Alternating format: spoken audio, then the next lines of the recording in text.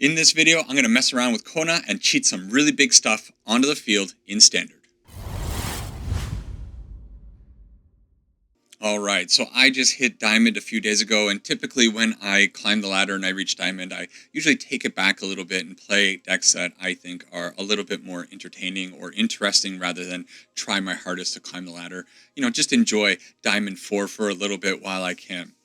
So today, I have a Golgari deck that I think looks super interesting. It is built around Kona Rescue Beastie. This is actually a card that I haven't personally encountered very much on the ladder. Maybe I've been lucky because I know other friends have talked about how miserable this card is to play against. But in my experience, I don't know. It doesn't exist. But it does exist, and it is a cool card. It is a 4/3 for 4, and it has an ability called Survival. At the beginning of your second main phase, if Kona is tapped, you may put a permanent card from your hand onto the battlefield. Well, that means we can cheat out some really big stuff, and well, what are we going to cheat out? Number one, Bahamut. Bahamut, very sweet card from the Final Fantasy set. When it enters, it's going to destroy up to one target non-land permanent. It does that twice, then it draws us some cards, and then it has Mega Flare, which is just going to end the game. But it's a 9/9 flyer. For the most part, if you're cheating this out on turn 4, the game is essentially over. Also, I have one copy of Valgavoth. This actually is a late addition to the deck. I had 4 copies of Unholy Annex in here originally, but I kind of wanted one more big threat, and I decided Valgavoth is a pretty sweet card. I want to try it out in the deck. It does a whole bunch of stuff. We can cast it in-game if we do get to that point. It is an Elder Demon 9/9. It has Flying, Lifelink, and Ward. Sacrifice 3 non-land permanents. Pretty insane card. Very hard for your opponents to deal with. Then it has a cool ability. It says if a card you didn't control would be put into an opponent's graveyard from anywhere, exile it instead. Then during your turn, you may play those cards exiled with Valgavoth, and then you have to pay life equal to the mana value rather than the mana cost. So it gives us access to a whole bunch of cards, does a bunch of stuff, but the main thing about this card is that it's a 9/9 flying lifelink ward creature. Just a big powerful threat to get out on turn 4. Next, we have a couple of copies of Unholy Annex. Unholy Annex is just good. You know it's good, and you probably know what it does. Those are our big threats. We're also playing 2 copies of the Anti-Causal Vestige.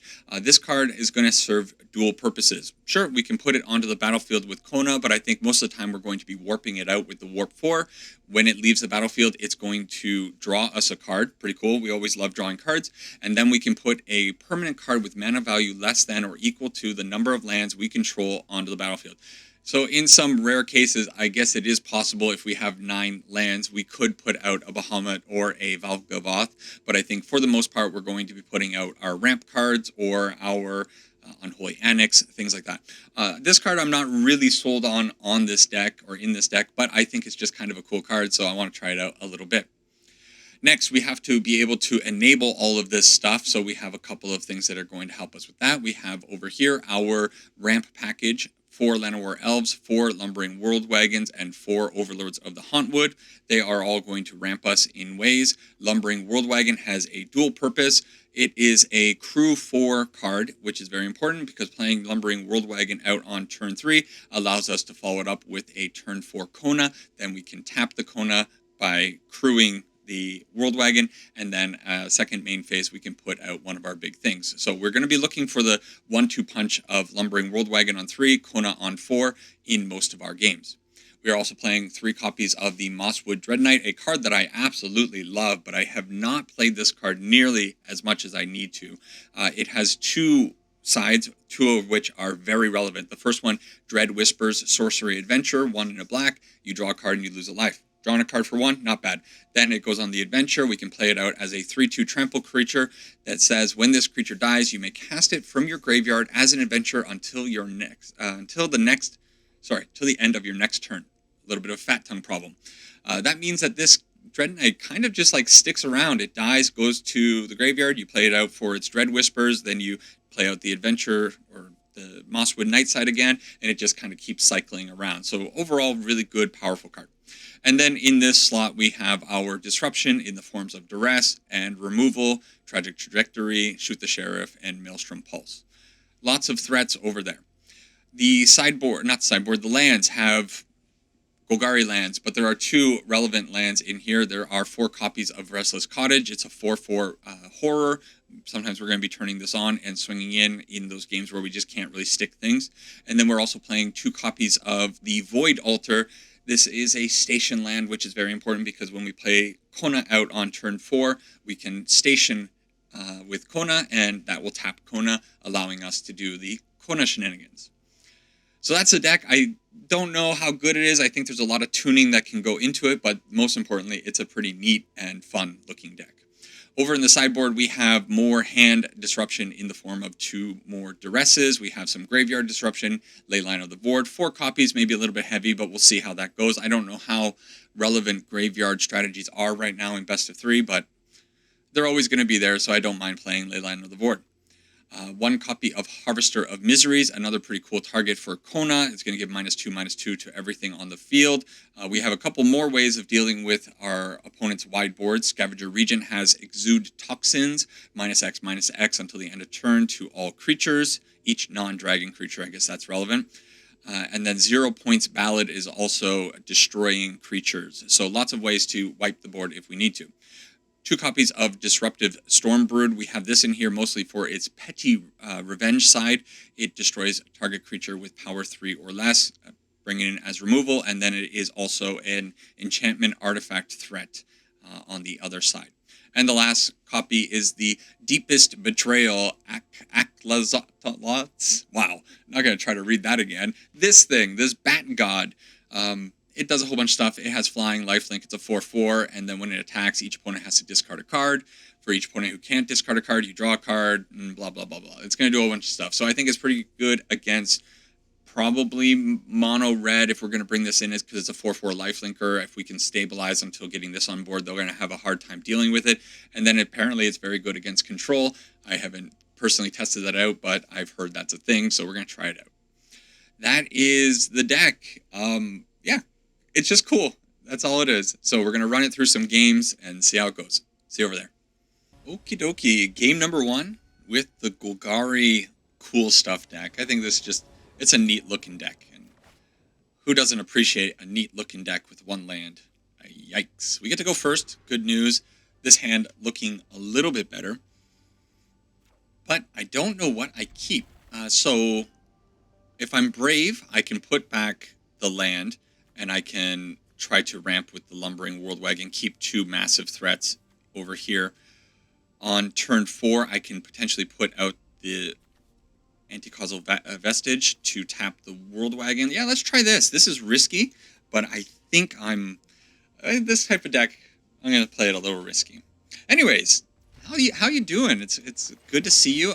My last video, I put out, I said I reached 500 subs, and amazingly, already nearing up 550, so it seems like a lot of people are stumbling onto the channel, and they are subscribing. I really appreciate that. Thank you. If you could continue to indulge me and help me reach that goal of climbing further, I would, it's always cool to be able to reach up and try to hit 1,000 or more. Like, that's such a cool dream to have. So again, everybody who is subscribing, I really appreciate that, and I just want to say thank you very much. So we are pumping along here. The opponent is on Azoria's control. Maybe they are milling. They have the Jador. We get to ramp a little bit more. We don't need any more black mana necessarily because we do have at least 3 pips. That's what this deck needs. The Anti-Causal Vestige goes away, and okay, that's cool. I think we're probably overplaying to the board just a little bit, but we'll see. Would I be brave enough to put out the summon Bahamut? They're consulting, so they're not going to be able to wipe me this turn. I honestly could just attack in with a... Oh, wow. Okay, that's crazy. What a fast start from this deck. Absolutely swarming the opponent. 5 lands to 2. Oh, ramp is so dirty. Okay, we're bringing in Duresses against this opponent, and maybe we're also bringing in the Aklazots. I think I got the name down. So we'll bring those in, and I think we got to trim a little bit. The Tragic Trajectory is probably not going to be overly useful against this opponent. Shoot the Sheriff, I could see being okay against Shiko. What are they playing? Shiko? I don't even know. I'm kind of feeling like Maelstrom Pulse or Shoot the Sheriff needs to come out here because we might just be the aggressor. In that case, this gets rid of any permanent, so maybe Shoot the Sheriff is the right one to go down. I don't particularly like trimming all of my removal when I don't actually know what the opponent is on, though. Do we go with a 61 card special? Would that be insane? It would be insane. Okay, fine. We'll get rid of all our removal and just try to be the aggressor. Call me insane, I suppose. Furthermore, if you are watching this at this point, how's your Edge of Eternities climb going? What deck have you stumbled onto, and what have you been enjoying on the ladder?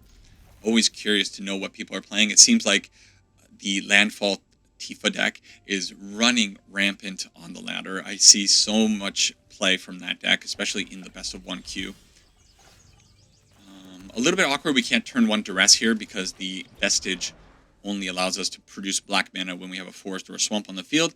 Not a big detriment, but it's a thing. So, I think I will take... Oh, man, I really would like to draw with the Mosswood, but I... Is it better to draw, or is it better to hit them with the Duress now? I think because I'm short on lands, I think I'm going to try drawing. Okay. And let's get in for Frisky 1, and hopefully they don't have a Drowner. Okay, good. We get in with our sharp-knived Llanowar Elf. They consult the charts. This card is just bonkers, right? Look at the top X cards of your library, where X is the number of lands you control. So they're looking at the top 2, and they get to put 1 in their hand.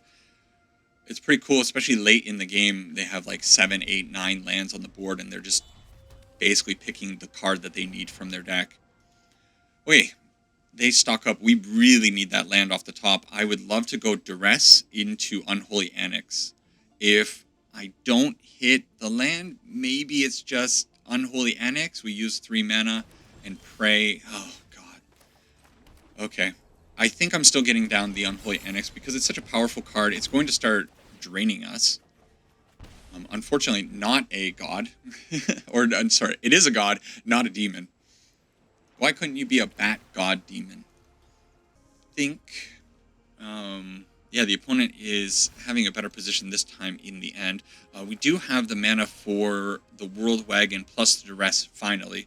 So at the very least, hopefully we can get up to 4 lands.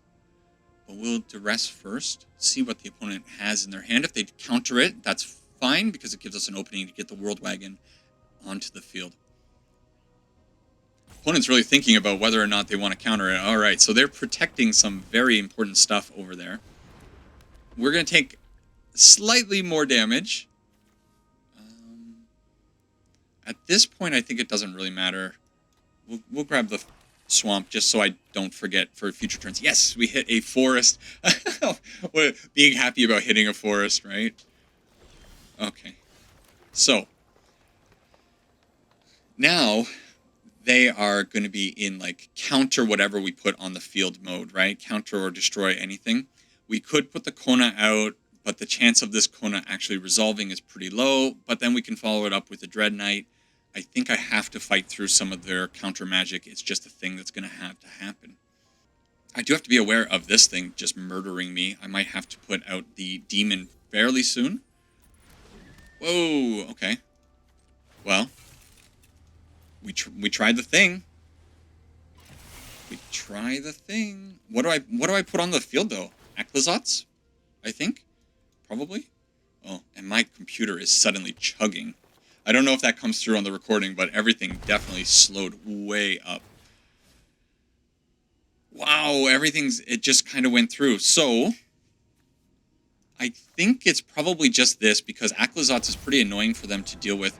I didn't read this, but it says when Aclazotz dies, return it to the battlefield tapped and transformed under its owner's control. It is this land, Temple of the Dead.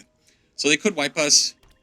If they have the exile thing, the new one from Edge of Eternities is going to be a little bit bad. Okay. So we do get to return it. but we did get our graveyard wiped out. That's a thing. They are down to 12 life. I think probably it's just attack in with this. Now, this is helping their game plan a little bit. If they have more ways to mill us out, we are like 20 cards in our deck. It's not a lot of cards, but they did get hit for 9. If they can't deal with this lumbering world wagon, we can put out this. We can put out the Bahamut. We have so many cards that next turn we can put out. Oh yeah, demon. I was like, why did damage go through? Did I miss lethal? I forgot I was going to get another 2 points of damage. I don't know if... Did I miss lethal somewhere by not attacking with the cottage? I wonder. I used 5 mana to put this thing out, and I don't think I had enough to turn this on. We'll watch it back. Anyways, taking out Esper Control. The Esper Control deck kind of stumbled in games 1 and 2. Unfortunate for them. But yeah, cool. Let's keep going. Dr. Roxo is up next. Let's see if we can smack Dr. Roxo with some fun stuff. We get to go first once again. Pretty neat. And this time we do have the Void Altar in hand, so it's possible that we can use that to tap our Kona. They have a Tiny Bones. That is potentially a little bit scary. Tiny Bones is going to allow them to cast stuff from our graveyard. So, yeah. Ooh, the opponent going full themed with the Tiny Bones over there. No Tiny Bones. What? Oh my god, it's Tiny Bones Tribal. Featuring Ugin. Maybe Ugin loves Tiny Bones. Okay, we don't hit our ramp stuff. A little unfortunate. So I think it's probably just the Mosswood Dread Knight. And if the Mosswood Dread Knight has a chance, it's going to go in front of the Pickpocket.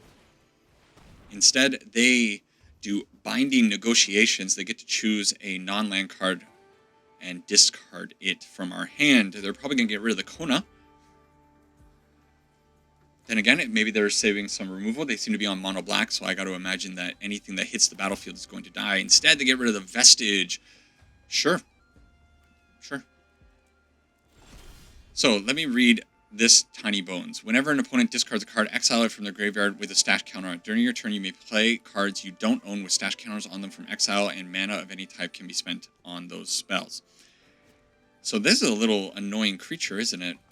Do I need to actually blast it? I kind of think I need to blast it. I can't blast it. It's an outlaw. Holy moly! The opponent highlighting old Tiny Bones here. They're both rogues. Oh no, Tiny Bones. Tiny Bones can't be shot. No!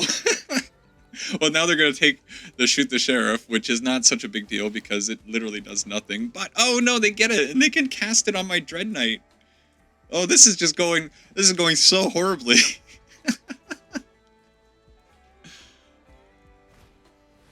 Unstoppable Slasher instead. They decide not to kill the Dread Knight. Well, okay, well, 100% blocking here. Okay. He's dead, but I get to cast that card again. Oh, a little bit awkward with the trajectory. Okay, play that out. We're drawing a bunch of lands, so... Oh man, I love this card. Look at that. For 4 mana, it took out something, it drew us a card, and then it came back onto the field. I think that's pretty good rate for the Human Knight. Oh, it's been exiled now. Oh, the opponent, they knew what to do. And we... Well, what are we really going to do in this position? We have the trajectory that doesn't hit either of these creatures, and we've drawn a metric crap ton of lands. There's the Shoot the Sheriff. In fact, Kona, not an outlaw. A beast survivor. And they have the Dark Confidant. While the opponent has just been in the driver's seat the whole time. Oh my god! Alright, let's see what they draw with the Dark Confidant. Gives us a little bit of information. They draw. Man, talk about a game going so smoothly for an opponent. All right. Attack. Don't play stuff out. Attack, attack, attack. There you go. We could block with the Restless Cottage, but it really doesn't matter because no matter what, we're dead. That was a good performance from the opponent's deck. That's a cool mono black deck. And unfortunately, we are having a lot of trouble with our stuff. What do we even bring in? The Tragic Trajectory kind of feels a little bit bad. Shoot the Sheriff. Let's get rid of that card. I feel like maybe I need to bring in 0 Point Ballad. But the chances of me even being able to use that against the opponent's stuff is pretty low. I could bring in the Scavenger Regent. Actually, I don't hate the Scavenger Regent. Just a good little board wipe. Paying 5 can do 3 damage and take out all the other stuff. But their Unstoppable Slasher is just going to keep coming back. That's going to be a thorn in my side. Yeah, we'll bring in the Storm Brood. I think that's fine. And what will we go down? I think I'm going to take out the 2 Duresses. I don't know how much I want to be duressing the opponent. I think this is fine. We'll see. Cool, very cool deck from the opponent. I didn't expect to see Tiny Bones Tribal discard theme. It's awesome creativity. Okay, we get to play first, and our opening hand, it looks risky. It looks risky, to say the least. We actually don't even have a turn 3 ramp card yet, because this is a tapped land, but we will pray. Hey, okay, we got it. Okay, Lumbering World Wagon onto the field. We take an action. We actually kind of got saved a little bit there. Forest, whatever. Our black mana is now online. We have the Kona. Ooh, okay. Yeah, fine. Let's just do it this way. Let's just put a ton of pressure on the opponent.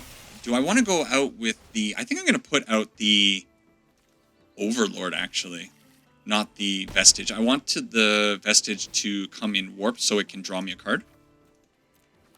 I think this is fine. So, yeah, we're we're ramping. Let's find... We got to find another threat. We got to find a Bahamut. Or... Okay, that's fine. So we get to discard two cards. Or the Vestige. Yeah, okay. You got me. Okay, so now we need some hot draws. If we don't find any draws, honestly, it's just loading up the Restless Cottage and attacking in. We're just going to pressure the opponent as much as we possibly can. I'm not afraid of the Tiny Bones. They're going to have to chump block with the Tiny Bones. We lose a little life. We hit another World Wagon. That's pretty sweet. But I don't think that is the plan. Instead, it's better to... Well, the World Wagon's going to come out. We may as well, because I think it's probably going to be discarded. Do they have to block with everything? I think they actually do have to block. So they couldn't... They had to block something big, so they couldn't chump block the Llanowar Elf. And that's how this deck can just run over somebody. Ooh. Okay, run it back. Run it back. There's a Saffron Olive staple motto, I suppose. I haven't said that yet. Weird that just came out. That's what happens in the morning. You don't think properly. Okay, Dr. Ruxo, they get to go first. And if they have the kind of disruption they had in game 1, we might be in trouble. See what we can do. Ooh, opening hand looks fantastic. We have all of our mana requirements. They have a Tiny Bones, though. Another Llanowar Elves is fine. I think if they attack in with the Pickpocket... do I care? Oh, well, they took that choice away from me. They could play the Llanowar Elf. That's dirty. Oh, noes. That's real good. Alright, we get a second Llanowar. They could end up poking us with all these sharp knives pretty effectively. In this case, am I blocking the Tiny Bones? Maybe? I think I'm okay with it. They probably have another Tiny Bones, which, yeah, this seems to indicate they have another Tiny Bones. You know what? I'm going to let it through. I think I value the 4 mana. We're going to have 4 mana anyways. Okay. So, Lumbering World Wagon onto the field. take action.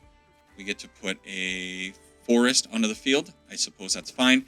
And we are not attacking. So next turn we get to try to Kona out maybe a ritual chamber, but we are taking potentially a lot of damage here. I don't want to take all this damage. I don't also want to throw my Llanowar Elf into an unstoppable slasher, but I think that's where I'm at in my life. Okay, we find a land. This is all I can do. If they have a way of destroying the Kona, it's GG. I think there's a very, very high likelihood that that is the case. Yeah, there it is. So they're not only destroying it, they are exiling it. I think I'm attacking. Let's thin the deck ever so slightly. If they want to give me the tiny bones, I'm cool with that. Wow, I'm surprised they let that through. I don't think we're not dead yet. We still have the possibility of putting out the Ritual Chamber so we can get a 6/6 Demon. That's going to have to jump in front of the Unstoppable Slasher. I might put the World Wagon in front of the Slasher, in fact. Ooh, double Slasher. Okay, that's pretty good. So the opponent's got all of their chips on the field, so to speak. We have nothing. It would have been nice to have one more land there for the Dread Knight to be a blocker. Am I dead? I think I am. I don't know how the Unstoppable Slasher actually works. Okay, well. Oh. I think I was supposed to put the World Wagon in front of that. It's fine. It's fine. Yeah, 100% I was supposed to put the World Wagon there. Oh. Okay. Okay. So -3. So we need to play this out for 5. Let's do it for the full 4, just in case. And that gives us a little bit of time. What a draw off the top. Good old Scavenger Regent. Nice card. 2 life. Ject is pretty powerful. Can I please have a second one of those cards, please? Ject is just actually going to punch my face in, isn't he? Because he is a beast. And our lands came out awkwardly. We only have 6 mana. I literally can't block Ject. Wow. Father betraying me. Oh. Am I missing something, or am I actually dead? I put out the Demon. That's the only thing I do. Menace gets me. I put out the Dread Knight. So is it actually... Because I'm dead if I don't do this. It's actually draw.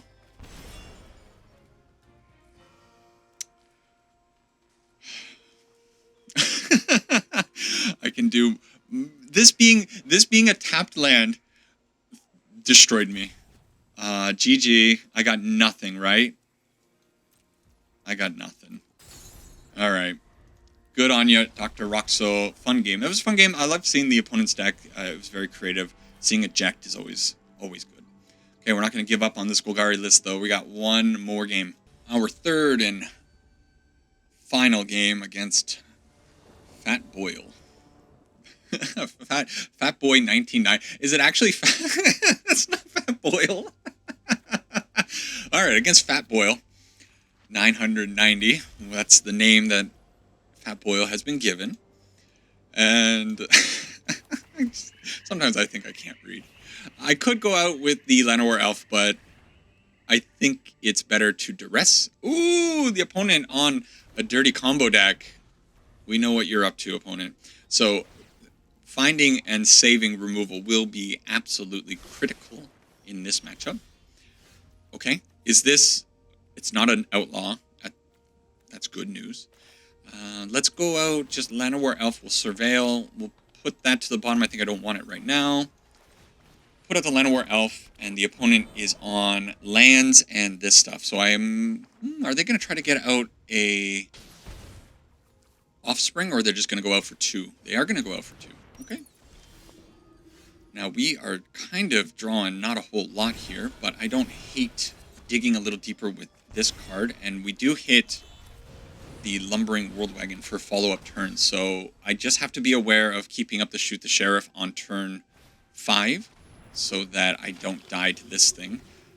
Whenever you gain life, each opponent loses 1 life. Does that cycle? Whenever you gain life, each opponent loses 1 life. No. So these two work together, so absolutely have to kill this thing. I have only... I can put this out. It's fine. I can hold up the Sheriff. I have 5 mana available to me. I wonder if we're going to get an opponent being arrogant, being like early good game. Let's attack in with the Dread Knight if they want to give me the Marauding Blight Priest. I think that's fine. Oh, give it to me now. Okay. Well, we are going to be taking 5 damage, though. Maybe I shouldn't have attacked so hastily, because what do I care about 3 damage when I'm already at 14 life? So attack there was definitely a little bit foolish. Ah, they're attacking. Okay. So, if you don't know, Starscape Cleric plus the Bloodthirsty Conqueror goes infinite. So that is a thing to be aware of. This is just cool. Okay. That was the hottest draw in the deck possible. What a draw. What a peel. What a peel. Alright, let's get a come on, Forest. Get up here. And Kona is tapped. So Kona says, "Sir, would you like a Bahamut?" And I say, "Absolutely, Bahamut me up." This is good writing. What a professional over here. Wow, this game absolutely flipped on the opponent real fast. Very lucky that we had the Shoot the Sheriff, and honestly, those draws off the top were just mint, we'll say. They keep one on the top, but they are done with this. Okay, so against an opponent that is trying to combo off with life gain, what do we bring in? Okay, I think the Duresses are probably not going to be my best friend here. Unfortunately, I only have two instant speed cards to Shoot the Sheriffs. That might be something I need to actually look at. I think I may need to invest in better instant speed interaction with this deck, because if I'm going up against obviously combo stuff like that, I could be in trouble. I think I'm going to bring in the Scavenger Regents again. I imagine -1, -2 is going to be pretty impactful against the opponent. What I'm wondering is if I need to bring in the Disruptive Stormbrood. It does block in the air. It does get rid of their Authority of the Consuls as like a little upside, and most importantly, it can be used to destroy some of these enabler cards that they can kill us with. So I don't actually hate bringing that in. Probably it's fine to go down like some of our big threats. Maybe we'll go down 1 Bahamut, just keep 1 and 1 Valgavoth, because Valgavoth hasn't shown its face yet. I kind of want to try it out. And maybe go down 1 Overlord. We have enough ramp. I think if we end up drawing too much of our ramp, probably not going to be able to compete with what the opponent's combo is. Alright, Fat Boyle. I can't help but seeing an L there now every time I look at that. Yeah. Okay, let's Shoot the Sheriff. It's very important. I don't like this hand because it doesn't give us literally anything to do, but I think this is so important, and if we peel a green source, we are off to the races. I think the opponent mulliganing down to 5, so maybe we can take advantage of that.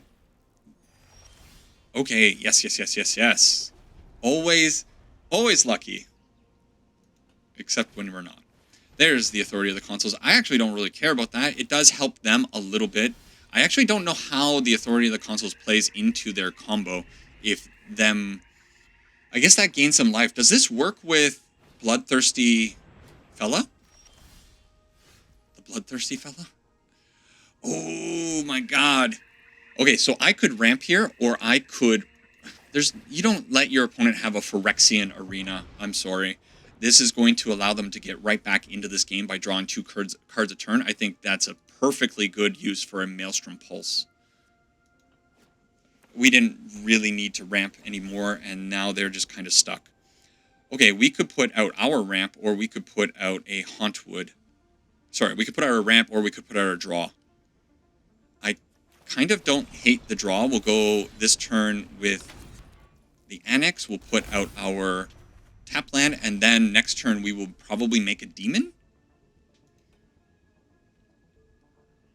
We still have to shoot the sheriff, so if they end up putting out... Whoa, they brought in Disenchant. Cool. Okay. You know what? Let's just hardcast a Hauntwood, and I think I might just be working my way up to casting a hard Valgavoth in honor of the Necro. Vanishing Light on my Overlord. Oh, okay. Well, we didn't bring in any... We still have one more... We still have one more... Maelstrom Pulse, so we can get that back, potentially. Am I just attacking with the Restless Cottage this turn? I think I am. 2, 4, 6, 7. So I'm a little bit behind on mana, so I think we do that. We throw that into the bin. We don't need it, and we just get in with our 4/4. Yes. Okay, where is this? Good to mention, the reason I'm playing Valgavoth, again, going back, is the Nostalgic Necro is a YouTube channel that I have become friends with. We found each other's channels around, I guess, the same time. When I came back, he started making content, and yeah, his channel's really cool. I think if you're looking for another channel to watch that's maybe a little bit similar content to mine, absolutely head on over there and check that out. I'm gonna do it this way. No, you know what, I can't. I was gonna say I'll use the sweeper here just to keep the instant speed removal, but I think I would rather have this for their Offspring card. If they put out that Offspring, I want to be able to wipe out all of those cards. Okay, let's just end the turn there and go. I didn't have mana to turn this on, but yeah, if you're looking for another Magic the Gathering content creator, I recommend checking out his channel. I'll put a link down in the description. Nostalgic Necro. He shouted me out a week ago or so. We were theory crafting and throwing out ideas, and he, I think, used something to. Ooh, okay. Well, we're not allowing that. He used something that was recommended from my Discord. By the way, there's also a Discord. A lot of things going on. Hang on, I got to focus. Do I attack in with the Valgavoth? I think I do. Do they trade with the Bloodthirsty Conqueror? 0% chance they trade with the Conqueror, right? Yeah. And now we do this X7. So it was good news that we saved this. No, X5. What am I saying? 7 total mana. X5 is going to be enough. Okay. Just double checking. Valgavoth stays on the field. We wipe them out, and we also put out an Unholy Annex. Holy moly, this is working so well. In fact, I can put out my own Bloodthirsty Conqueror and my own Null Priest of Oblivion. Do I want to kick it?